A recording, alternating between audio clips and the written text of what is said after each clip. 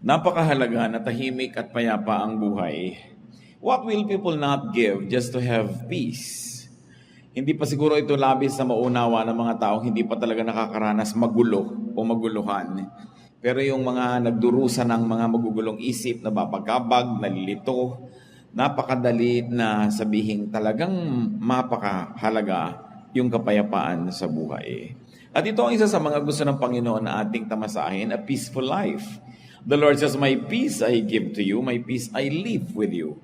At yung kapayapaan, sabi niya, na hindi katulad ng ibinibigay ng mundo, kundi yung kapayapaan na galing talaga sa ating Ama. Ano nga ba yung kapayapaan na yun? At napakahalaga, paano yun nakakamit sa buhay? The life of peace, how to have and enjoy a life of peace. Yan po ang ating pag-aaral at nawa kasihan ng Panginoon ang ating fellowship sa sandaling ito. Ama namin, salamat sapagkat kayo Diyos ang kapayapaan, katiwasayan, katahimikan. Nawa ito ang aming maunawa at ito rin ang aming matamasa sa buhay na ito. At nawa, kayo po ay mangusap ng may kapangyarihan, maunawa namin at maipamuhay ang nakapagpapalaya ninyong karunungan. Lord, speak in power and majesty. Heal us of our spiritual sicknesses, strengthen us and empower us, even physically, so that we may have the strength to focus on your word and on your blessing to us. Be our speaker, Father. Kayo po ang maging tunay na tagapangaral. Gamitin nyo lang lingkod nyong kasangkapan, pero yung karunungan nyo ang aming marinig at ang aming maipamuhay ngayon. Salamat po sa ngalan ng iyong anak na si Jesus. Kapayapaan, napakahalaga. How to have and enjoy peace. Proverbs 15:17. Contemporary English version po ang ating babasahin. A simple meal with love is better than a feast where there is hatred. So dalawang contrasting ideas, isang simpleng kainan at isang handaan, isang piging. Sabi niya, mabuti pa kung simple na lamang ang okasyon, simple ang pagkain at kainan, kung ang nangingibabaw ay pag-ibig, kesa naman sa isang napakalaki ang grandeng handaan, pero may kagulo, may pagkakagalit at mayroong hatred. Totoo nga naman, kung minsan po sa kagustuhan nating malaki yung event, sobrang laki ng pangangailangan, sobrang dapat maraming preparasyon, malaki ang gastos, malaki yung stress, ang nagiging ending gulo. Kaya sabi niya, mabuti pa ang maghari, love. So it's one of the more important elements to have peace. Love. To love as verb, no? Because love makes peace possible. Pag may pagmamahalan, marami kang napapalampas. Pero pag may pagkakainisan, pagkakagalit, kahit maliit na bagay, napapalaki natin. So it's very important. You want a peaceful life? Be loving. For peace is a lot easier to attain when there is love. Mahirap magmahal, totoo yun, pero mas mahirap magmuhi. It's very difficult to love, but it's a lot more difficult to hate. It takes a lot more energy at mas nakakapagod yun. So madalay mga kapatid, para mas tahimik ang buhay, simplify. Kung kayang-kaya natin yung maluho, yung malaki, yung grande, maingay, talagang kapansin-pansin without sacrificing our peace, then go ahead.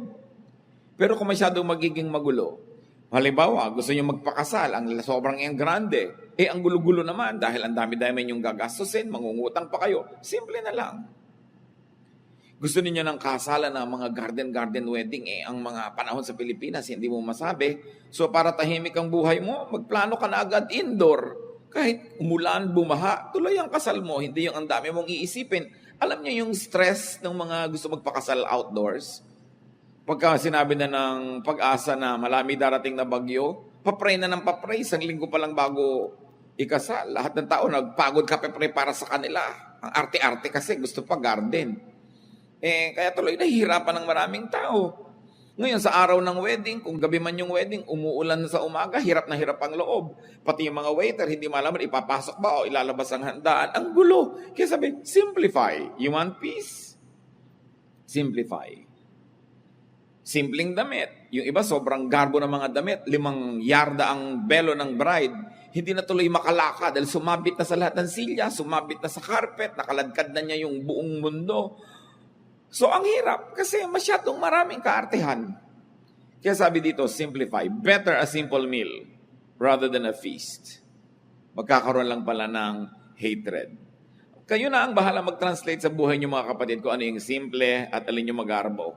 At alam nyo, nakakapagpagulo. Kahit sa andaan ko minsan, when you want a perfect na hain in more opulent homes, makikita mo kung paano nai-stress yung lady of the house na nakaupo with the guest kung yung mga katulong hindi marunong mag-serve. O nagkakamali, anong kutsarang inilagay dito, anong tinidor, saan inilagay si baso. Nandidila talaga yung donya at kung pwede lang niyang kainin ng palihim yung katulong niya kasi yung reputasyon niya ang nakataya. So relax, gawin mo na lamang na, hindi na sit down dinner. Gawin mong buffet. E di ang simple-simple, hindi ka pa sobrang napagod. At kung wala ng pagkain, wala na, di titigil na tayong kumain. Hindi yung sobra mong gusto magpa-impress, sobra mong gustong malaki yung statement, ang laki tuloy ng nakataya. At pag malaki nakataya, malaki yung pwedeng matalo. At pag malaki yung pwedeng matalo, stressed ka sa buhay. It's better to simplify. When people try to be more beautiful than they really are, when people try to stand taller than what they really are, they have to work hard so much at hiding the truth. Hindi tuloy sila nakakapahinga. Mabuting simple, mas mabuti yung inaamin mo na lang yung totoo ka as much as possible. Siyempre, hindi ka naman pwedeng 100% na totoo. Diba? Meron ka namang ini-improve, which is normal. But alam mo dapat kung ano yung sobra na to, mapapagod na ako, this is no longer good for me and for everybody else around me. Simplify and your life will be much more peaceful. Proverbs 21:9. It is better to stay outside on the roof of your house than to live inside with a nagging wife. Siyempre, point of view yan ng husband. Dapat din pwede rin sabihin, than to live inside with a nagging husband kung husband mo naman yung nagger.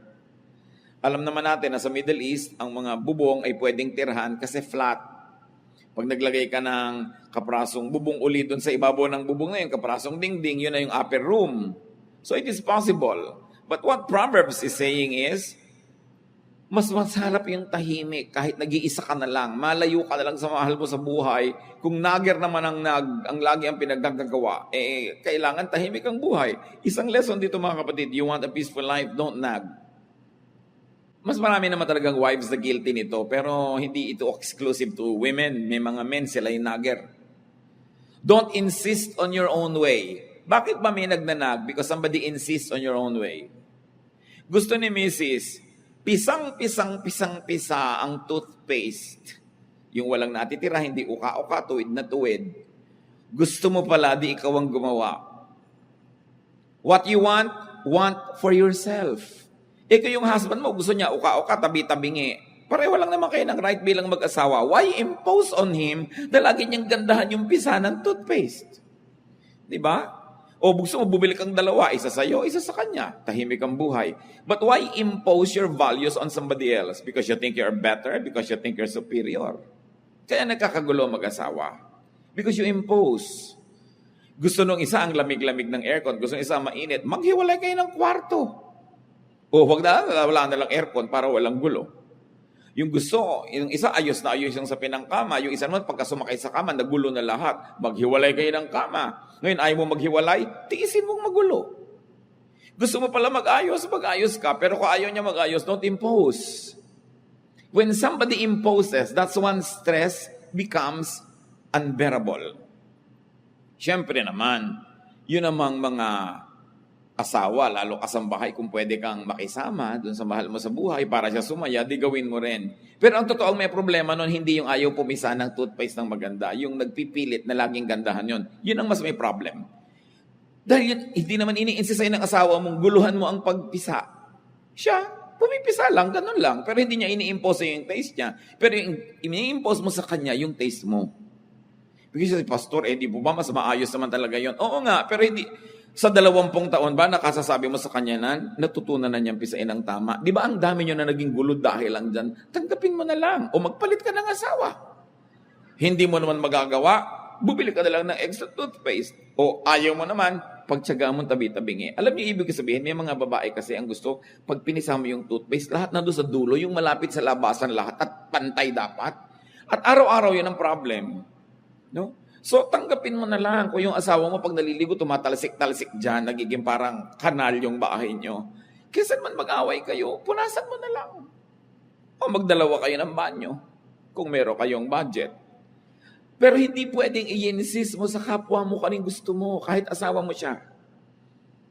We were created as individuals with individuation. Don't nag. Don't insist on your own way. What you want for yourself. What you want done, do yourself. Hayaan mo yung isang tao kung ganun ang kanyang ugali.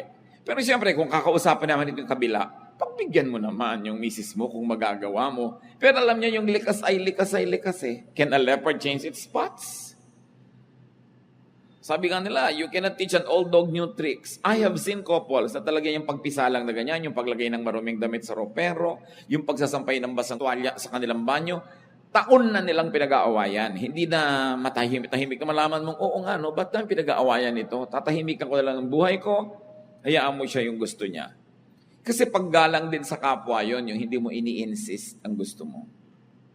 Meron naman mga asawang hindi marunong mag-spell, kinokorek ng asawa over dinner table. No? Yung pronunciation, ikinokorek. Para lang ipakita sa ibang, actually, marunong ko mag-pronounce, yung asawa ko lang hindi marunong. So, ikokorek ko in public. Pagpapasikat yun eh. Yabang.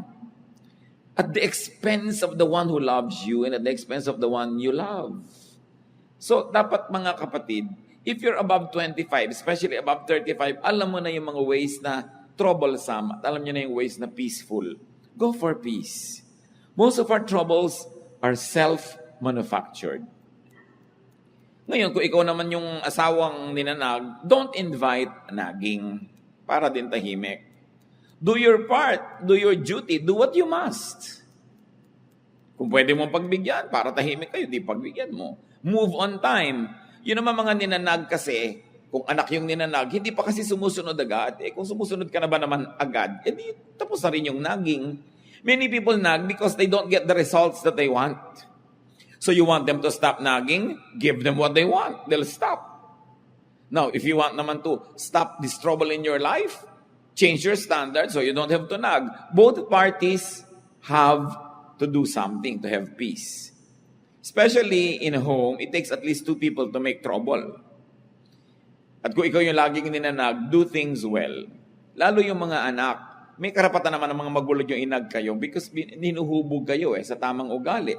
Tsaka siyempre sila yung may authority sa bahay So, kailangan ka mag-conform sa ganong authority. But family members, stay away from vexations. Kung ikaw yung may tendency to nag, check yourself and nag less. Change your standards. Value peace in the home more than your sense of orderliness or your sense of what should be. Ngayon, kung ikaw naman lagi yung ninanag, pagbigyan mo yun ng nanag para tumigil na rin siya habang kaya mo.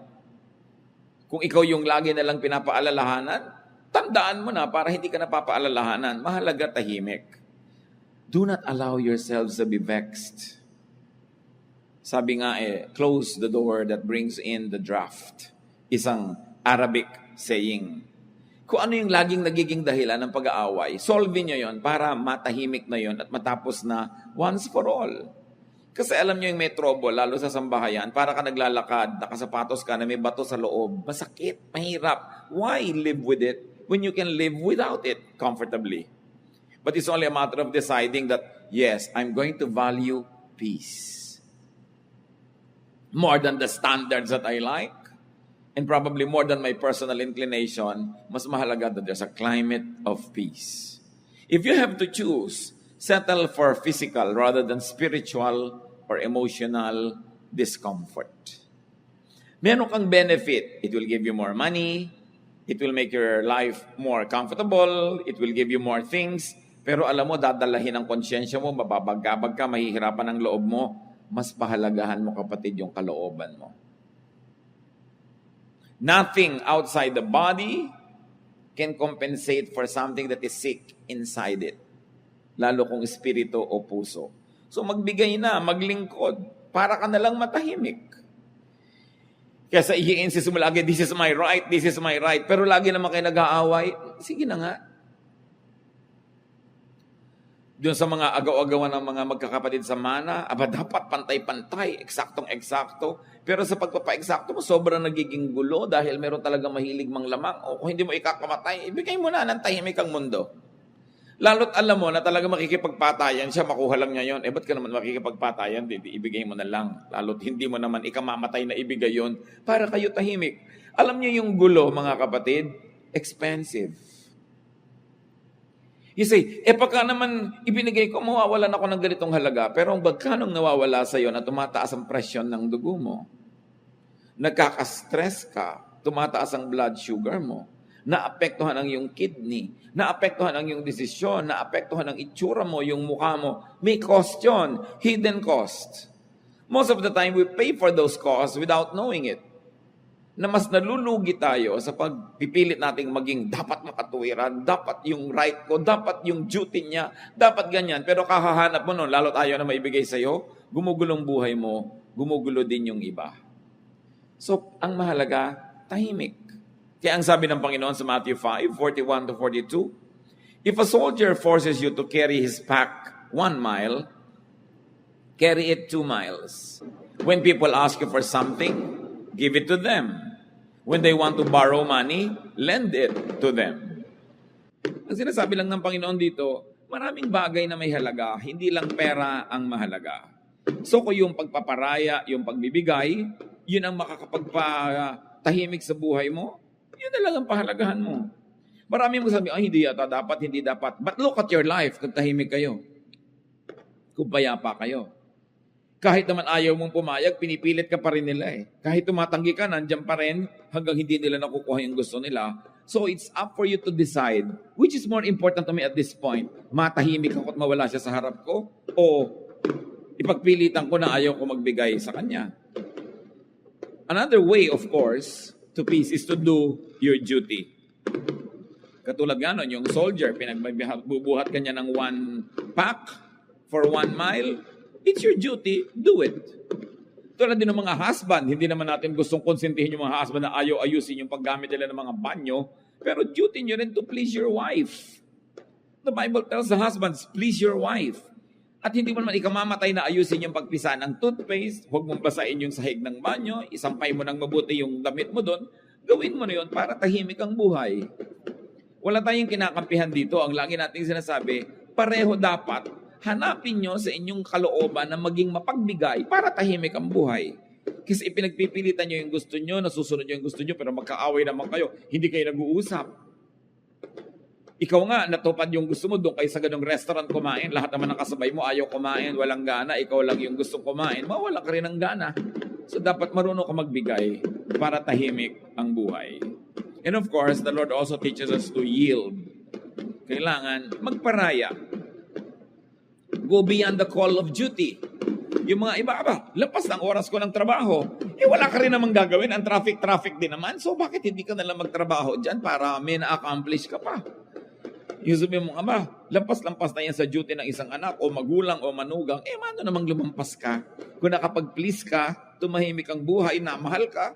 Kung lumaon, siya din lalampas sa dapat lang at magiging mas mabuti rin sa'yo. In other words, magpauso ka ng kabutihan. Kaya sinasabi na, if somebody forces you to walk 1 mile, walk 2 miles. No? Sabi pa nga ni Lord, sinampal ka sa kaliwa, ibigay mo pa yung kanan. Ikaliligaya ba niya? Gusto mo pa? Of course, it's a figure of speech. Isang pagmamalabis. Pero ibig sabihin lang, huwag ka masyadong matuos. Huwag laging compute ka ng compute, ay lugi na ako, lampas na. Kung kaya mo pa magbigay, ikaw pa yung magbigay para magpauso tayo ng climate of peace. No? Habang kaya. Because peace has a price. Trouble has a price. Pareho lang tayo magbabayad, doon na lang sa peace. Vexation has a very costly price. Yung hindi ka matahimik, no? Gulong-gulo ka, mahal din yun. So kumisan binabayaran na lang natin, binibili na lang natin yung katahimikan natin para rin sa ikabubuti ng ating kalusugan. And then give. Because to give is also a form of yielding. Especially when resistance or refusal would mean vexation. Siyempre, titimplahin nyo kung ano yung ibibigay, up to how much. Lagi mo kasing tinitimpla. Will not giving cause me so much in terms of peace? Will giving give me my peace? Kayo ang magtimpla nun. Siyempre, ang ending dapat panalo. In the sense na tahimik ang inyong buhay. Learn from the bamboo. Bihirang kawayan ang nababali pagka mayroong bagyo kasi nagbibigay. Pag malakas yung hangin, yumuyuko lang siya. Yung mga punong matitigas, yan ang mga nababali kasi lumalaban sa hangin. There is wisdom in yielding. Galit na galit yung mahal nyo sa buhay, yield. Kahit hindi kayo sang-ayon. Bukas, pag malamig na yung ulo niya, tsaka naman kayo magsalita, huwag nyong labanan yung hangin na malakas kasi baka lang kayo mabali. Kailangan marunong ka magparaya. Isa pa sinasabi sa 1 Timothy 6:6-7 para tayo payapa. And religion does make your life rich by making you content with what you have. We didn't bring anything into this world and we won't take anything with us when we leave. At totoo nga naman, wala kang dala sa mundo, wala ka ring dadalhin pag alis mo rito. So kailangan daw ang tao merong contentment. Learn contentment. Have what you like if you can have it. But if you cannot have what you like, learn to like what you have. Then tatahimik ang iyong buhay. At kailangan ng tao kontento. Mataas ang pangarap mo, pero kung sa kadinala ng kakayahan mo, magsaya ka na doon. Mangarap ka uli, reach out further, pero kung sa kalang dinala ng araw na biyahe mo, doon ka lang nakarating, learn to be happy with it. Because if you will always desire for what you do not have, if you will always complain for the things that are not within your reach, you will only be miserable. Hindi lang nadadaan sa pagkain, sa clothing ang buhay, marami pang iba. Sabi sa Luke 12:13, life is more than food or clothing. Siyempre, metaphor yan, isang talinghaga, yung food and clothing for all the material things that we desire. Sabi, well, okay, plant so you harvest, reach out, far, wide, pero kung doon ka na lang dinala ng buhay, sa kabila ng pagsisikap mo, mahalin mo kung anong binigay sa'yo ng Panginoon, appreciatein mo kung anong kalagayan mo ngayon. Huwag kang laging magsikap, magpayaman, magpasikat, maging makapangyarihan. Kasi yung pagyaman, pagsikat, pagiging makapangyarihan, hindi yan garantiya na lagi kang mas sasaya kung mas sikat o mas mayaman o mas makapangyarihan. Ang problema ko minsan sa yaman, kailangan mo uli ng napakaraming yaman to maintain it. Ang problema sa kapangyarihang natikman, kailangan mo ng mas marami pang kapangyarihan to maintain it because somebody else likes it.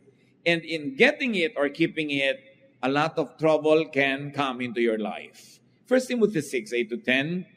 So we should be satisfied just to have food and clothes. People who want to be rich fall into all sorts of temptations and traps. They are caught by foolish and harmful desires that drag them down and destroy them. The love of money causes all kinds of trouble. Some people want money so much that they had given up their faith and caused themselves a lot of pain. Sabi, kailangan maging satisfied ka with simple things. Yung sinasabi namang food and clothes, talinghaga sa simple. Hindi sinasabing magpakasimple ka na lang all your life, pero kung yan na lang talaga ang narating mo na hindi mo sinacrifice ang pagiging mabuting tao, ang pagiging anak mo ng Diyos, well, learn to be happy with it.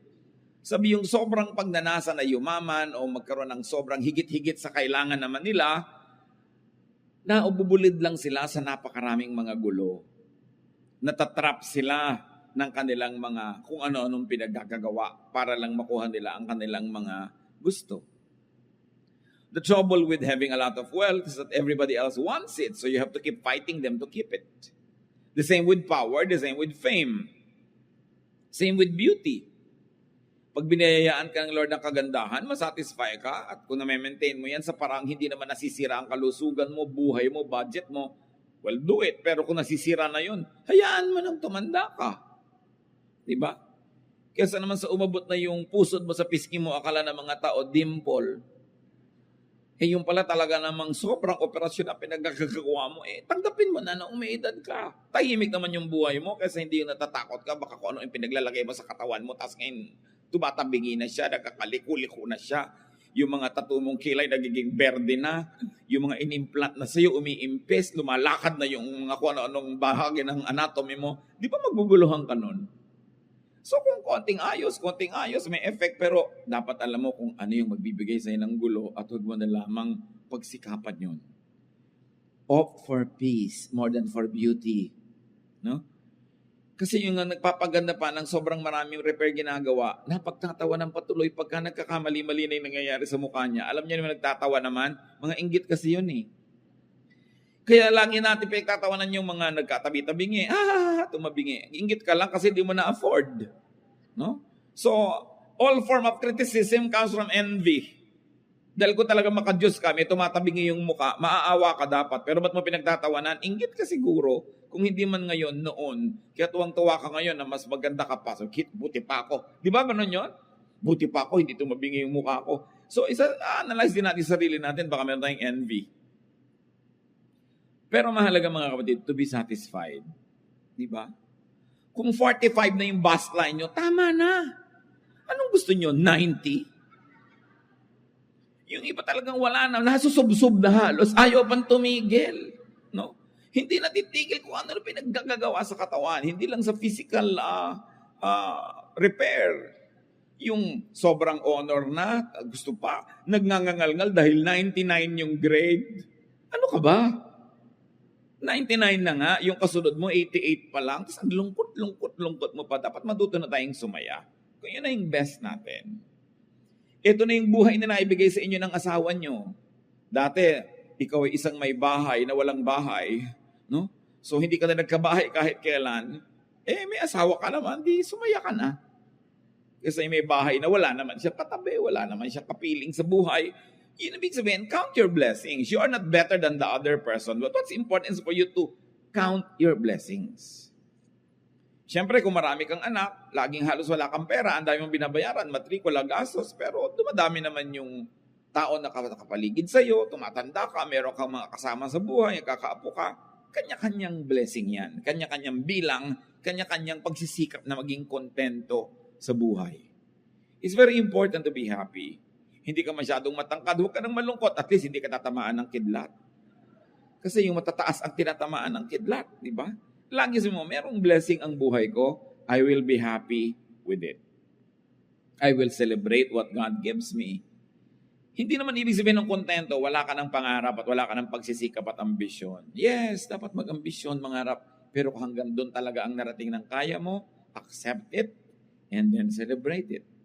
If more means more trouble, more stress, more pain, what's the point? Sobrang lumaki nga ang kita nyo mag-asawa pero nagkahiwalay na kayo forever. Hindi ba kayo pwedeng mabuhay ng konti lang pero masaya naman kayo? Pinipili. Hindi lang pera ang mahalaga. Merong mga mag-asawang hindi na nagkasama kahit kailan dahil puro laging palaki ng palaki ang babayaran, kukuha ng uhulugan, babayaran, hanggang namatay na yung isa, o kung ano na yung nangyari, hindi na kayo nagkasama. What's the point? Hindi ko naman sinasabi, huwag kayo maghiwalay para maghanap buhay, pero hanggang kailan? When do you stop? When is enough? Enough. Ang tao dapat tututo ng contentment. The length of one's life is constant and limited. More power, more money, more beauty doesn't mean more enjoyment. Mas marami pa nga nagpapakamatay na maganda kaysa hindi maganda. Mas marami nagpapakamatay na tagumpay kaysa bigo. Mas marami nagpapakamatay na mayaman kaysa mahirap. So nakikita natin, hindi naman masamang yumaman o maging sikat o maging makapangyarihan.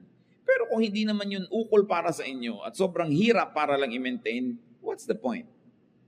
Nakikita nyo, di ba ang mga bundok, iba-iba yung height?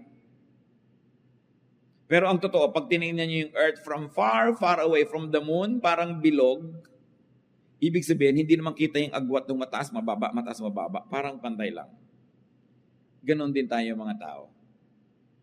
Pantay-pantay din tayo. Mukha lang tayong hindi pantay-pantay pag tinitingnan natin sa malapit. Pero sa malayo, pare-pareho lang tayo na hindi natin alam kung gaano tagal tayo mabubuhay. At kung naging maingat tayo, malusog at pinalad, pare-pareho siguro lang na ang buhay aabot hanggang 90, 100. Kung sobrang mahaba, 110. Pero wala namang mabubuhay ng 1,000, 2,000 years. Pare-pareho lang. In other words, what am I trying to say? No? Why bother to have more property than others when pare-pareho din naman kayong mamamatay? Why bother to be more beautiful than the other person? Pareho lang naman kayo ng hinihintay ng kabaong. Hindi masama kung madaling mangyari sa buhay mo yung mga yon. Pero kung sobra ang ibinabayad mo in terms of internal trouble, huwag na lang. Live your life. Kasi kung nabuhay ka ng 70, 80 years, pero ang laking percentage yun, lagi kang nagkukumahog, lagi kang nai-stress, lagi kang naghahabol, lagi kang nagko-compete. Tapos yung isa, tahimik lang yung buhay niya.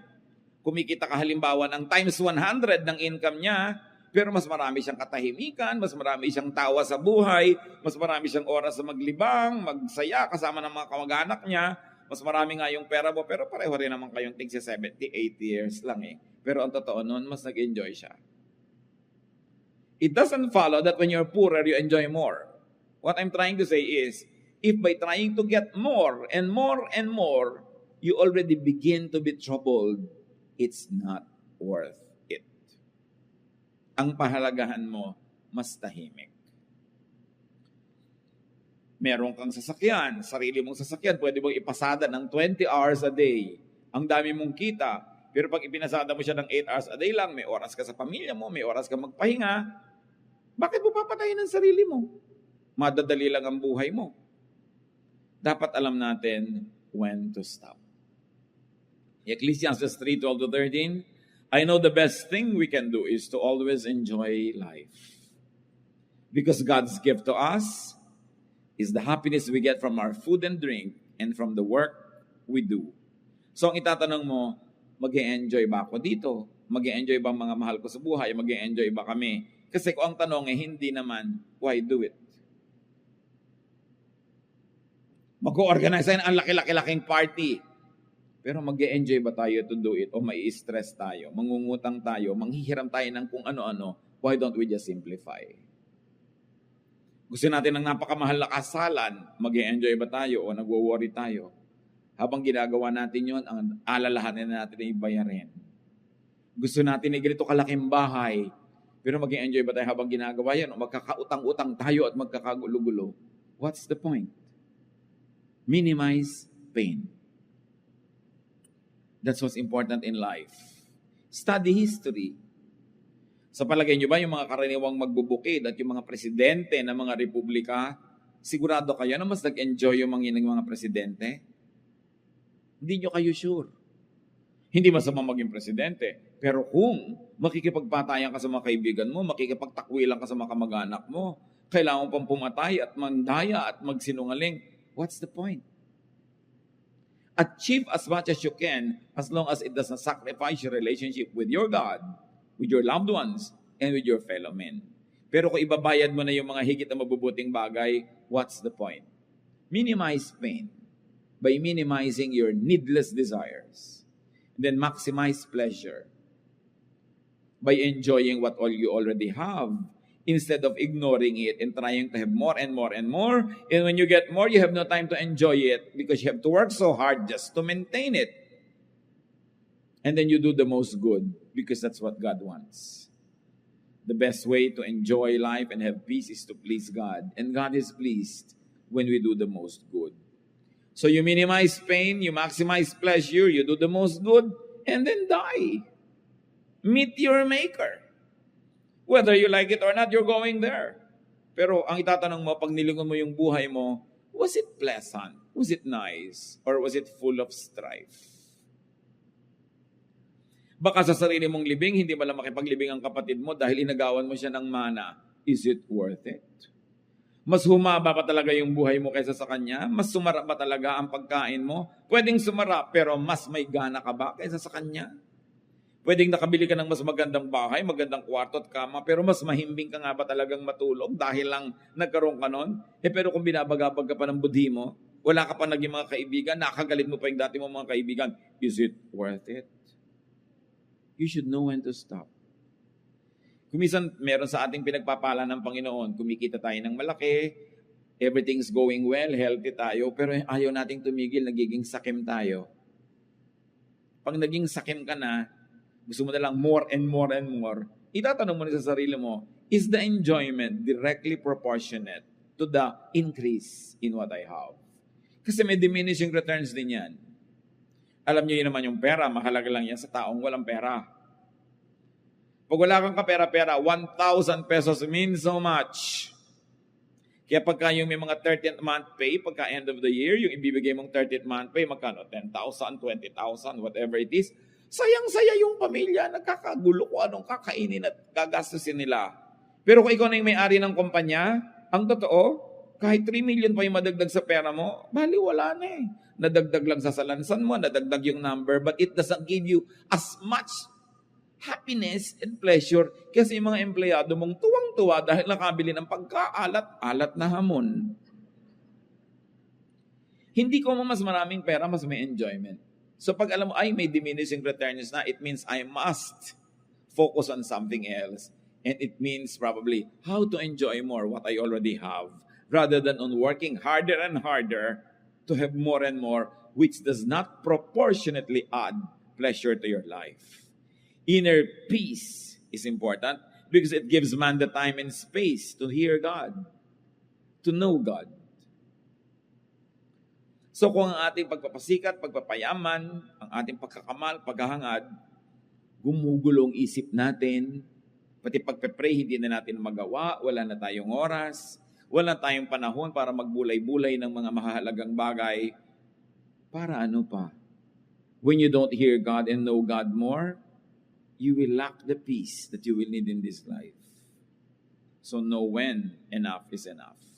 Psalm 46:10, our God says, "Calm down and learn that I am God." Who will learn that God is God? Those who are calm, those who are peaceful, those who are quiet. But when your quests take away the calm, the peace, the quietude, you will have vexation. The more vexed you are, the less of God you will have because it takes peace to know God. And when you make it your priority to have peace, you know God more. Knowing God gives you more peace. Then you're able to know God more. And then you're able to have more and more peace. But the less peace, the less of God. The less of God, the less peace. Baligtad. Paubos ng paubos. Kaya huwag natin pabayaan na tayo ay magulo, mga kapatid. Magparaya. And it's very important that you enjoy life. You're working, enjoy it. Huwag niyong isumpa yung trabaho niyo. Kasi kung ayaw niyo, di mag-resign kayo. Kung ayaw niyo naman mag-resign, di mahalin niyo. Kesa nandyan, tas ayaw niyong mahalin, wala naman kayong choice, hati ang loob niyo. Ba, nagpipinta ka ng mga gulong ng jeepney, kung yun ang trabaho mo. Tapos inaiinis ka, nagagalit ka sa buhay mo, inuumpog mo yung sarili mo habang ginagawa mo yun. Pero kailangan mo rin namang gawin, lugi ka dahil ginawa mo tapos hindi ka nag-enjoy. Kailangan mo rin namang gawin, i-enjoyin mo na siya. It's important to teach yourself to love what you do. Yan ang itinuturo sa atin ni Solomon eh. Ganun, find pleasure in what you do. Huwag yung ay Lunes na naman, ay umaga na naman. Ano mas gusto mo, namatay ka na kagabi para wala nang umaga? Huwag yung pinagsasasawing, ay umaga na naman, laging, wow Lord, thank you. May umaga na naman, I have another day to eat, to drink, to enjoy life, to make money, or to do something nice. It's always a privilege. Lahat ng hindi pwedeng iwasan, dapat enjoyin. Kasi hindi mo nun pwedeng iwasan, enjoyin mo na. Yan ang sign ng intelligence if it's not a sign of spirituality. But in any case, brothers and sisters, always prioritize your inner peace. Lagi niyong itanong, ano ang effect nito sa inner peace ko? O mga dalaga na mahilig magpakasal sa garden. Alam niyo kung bakit nakakainitan pa yung garden wedding na yan? Kasi ako yung nagkakasal. Nakaka-stress. No? Ako minsan ang lakas-lakas ng hangin, parang layag na binta na yung belo ng babae. Dalhin kaya ng hangin tong babaeng ito nang malaman niyang hindi tamang dito siya nagpakasal sa ibabaw ng bundok. No? So, sasabihin mo, okay, gusto namin ng ganitong wedding, pero kakaroon ba ako ng inner peace? Na lagi ako nag-iisip, paano kaya yung weather? We cannot control it. O ibaba mo na lang, maglagay ka na lang ng mga plastic na halaman dyan sa loob at kumanwari hardin. Lagyan mo ng mga tuko kung gusto mo para hardin na hardin ang effect. Hindi ka pahihikain. No? So, ano ba talaga ang gusto mo sa buhay? Will it give me inner peace? Ayaw ng anak mo ng isang kurso, ipinagpipilitan mo. Will it give your anak inner peace? Will it give you inner peace? Anong gusto mo lang? Gusto mo lang magkaroon talaga ng anak na engineer o dentista kahit hindi kayo peaceful? Ayaw ng asawa mo na ganito ang gawin mo sa bahay ninyo, pero gustong-gusto mo. Ang tanong is, will it give me inner peace? I want to arrange the furniture, pero walang budget. Will it give you inner peace? Will it give the other members of your family inner peace? Bihira kasi natin, mga kapatid, nilalagay sa equation yung peace. Okay, nagagalit ako sa kanya. Gusto ko siyang kausapin. Will it lead to peace? Will your method bring about peace? Okay, naihinga mo yung gusto mong sabihin. Sumaya ka. Namura mo yung gusto mong marahin. Napagalitan mo yung gusto mong pagalitan. But did it bring peace? If it didn't, it's not worth it. Because we, the children of God, are to be called peacemakers. Hindi lang tayo nabubuhay para pagbigyan yung katinang bibig natin, na yung gusto natin pawalang salita, kahit maanghang yun, o mahapdi, o masakit, o matalim, papawalan mo. Ang tanong, will I be called a child of peace? A peacemaker. After I have done this, always have peace. And make it your ministry to give peace. Not always to give a lesson, to give a lecture. Give peace. Pag kayo nagbibigay ng kapayapaan sa inyong kapwa, hindi nyo sila kailangan itali sa inyong paligid. Sila na mismo ang magbo-volunteer na susunod-sunod sa inyo, sasama sa inyo, kasi peace ang napapala niya. Pero pag laging gulo ng isip, bagabag, lalayo sa inyo. Gusto nyo ba yun? Bakit ang daming magagandang babae o magagandang lalaki nilalayuan ng asawa? Kasi hindi peaceful ang buhay nila. Merong dating babaeng mahal na mahal si lalaki, pero after 20 years, ayaw na niya, sinusumpa niya, hindi ko na kaya. Sabihin niya, ano hindi niya kaya? Yung gulo ng loob. Huwag na, di bali na. Kung guwapo ka, di bali na may pera ka, ayoko na. Kasi ang mahalaga talaga, peace eh. So give peace. Allow others to be peaceful. Hindi ko mo lamang ikaluluwag ng loob mo, ibinuntun mo na sa kapwa mo, siya naman ang nahirapan. Be kind. So ang tanong, what vexes you? Anong gumugulo sa isip nyo? Ano nagpapagulo sa kalooban nyo, mga kapatid, na pwede namang tanggalin para huwag na lang kayo maguluhan? Tanggalin nyo na para gumaan ang buhay nyo. Kung kaya nyo mabuhay nang wala yon, what's the point? Diba? Kaya mahalaga yung confession, you confess to God because you have peace. Nagko-confess ka sa kapwa mo, hinihingi mo ng tawad yung kasalanan mo kasi you will have peace. And many times, it is our admission of our wrongdoing that will pave the way for a peaceful relationship. Pahalagahan natin yon. No? Hindi lang magkaroon ng pera, hindi lang makagbili ng ganito at ganon, kundi tumahimik ang ating kalooban. Maiksi ang buhay ng tao. Kahit bigyan ka pa ng 100 years, what is that compared to eternity? Sayang ang bawat araw at bawat sandali kung sa halip na tahimik ay magulo. Sayang ang lahat ng ating paghihirap kung ang magiging ending, magkakagulo lang, magkakagalit lang ang mga tao. It's pointless. God is God of peace.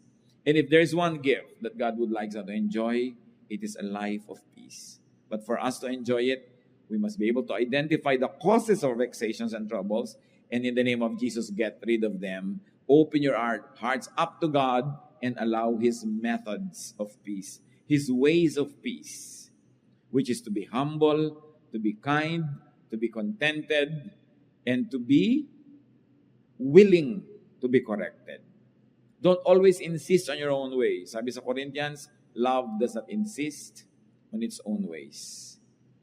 Mas pilitin natin na maging mapagbigay kaysa mapag-impose. Mahirap kasama yung laging gusto niya, siya ang nasusunod. Pwedeng masunod siya ng masunod, but after a while, wala na rin susunod sa kanya. Mawawalan ka na rin ng kasama. Don't always impose yourself. give peace to people who think otherwise, who like something else. Kanya-kanya lang ng panahon, bigayan dapat ang buhay, lalo sa mag-asawa at sa pamilya. Ama namin Diyos, siyasatin niyo po ang puso namin ngayon kung kami po ay payapa. Tahimik ang aming buhay. Dalawang uri ng kaguluhan, maaaring kaguluhang dahil sa aming pamamaraan ng buhay at meron mga kaguluhan na espiritual na kung tutuusin, meron din kaming pananagutan kung bakit kami nasuot sa magulong spiritual life. Pakita niyo sa amin ang mga pagkakamali namin para maituwid, Panginoon.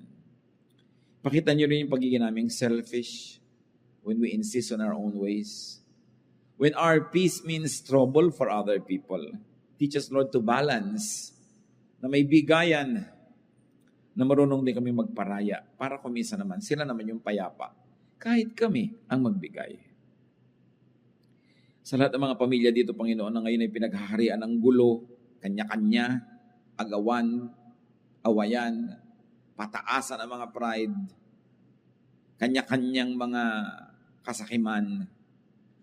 Patawarin niyo kami at ipakita niyo sa amin ang pananagutan namin at nawa maging daan kami, Panginoon, para gamutin niyo ang aming mga pamilya. Bless every family represented here. And through the people that hear your word and obey your word, O God, let your peace come into every family. Even workplaces, even communities and organizations. Pero una ngayon ang hinihiling namin, Panginoon, siyasatin mo ang puso namin at ipakilala mo, ipamukha mo sa amin ang mga pamamaraan, ugali, pag-iisip namin na kalaban ng kapayapaan. Nagbubunga pa ng gulo. Gulo sa aming kalooban, gulo sa aming kapaligiran, gulo sa aming mga relasyon. Teach us your ways, O God. Your ways that are peaceful and peaceable. Your ways that not only bring about peace in us, but also promotes peace wherever we go. Teach us and make us agents of peace. Lalong-lalo, Panginoon, kung kami may influensya, maybe our office, our job, our work, our job description, our rank, our title. Sinusuko namin ito, Panginoon, para maging kasangkapan mo ng kapayapaan. Lalong-lalo ang aming mga dila na madalas sa katabilan nagiging sanhi ng gulo imbes kapayapaan. Turuan mo kami, Lord, na pag kami mga kakilala kami na nagkakagalit, huwag kaming kumampi, kundi maging agents of peace. Huwag naming abusuhin ang aming kapangyarihan o office para apihin yung mga kalaban namin o kalaban ng mga mahal namin sa buhay. Kundi habang kami may office, may official work, may title, that we be fair. Maalala namin na ang bawat trabaho binibigay mo sa amin is your trust. And you want us to be agents of your peace and fairness and justice. Teach us, O God. Magbulay-bulay tayo, mga kapatid. Pakinabangan natin ang sandaling ito. At nang tayo'y magiging lalo pang tahimik, ang lahat ng kilala natin ay matahimik dahil sa ating impluensya. At ating mga tahanan, mas lalong magkaroon ng kapayapaan dahil sa ating mga pamamaraan. Lord, in silence, may you allow us to reflect. Teach us how to enjoy lives of peace.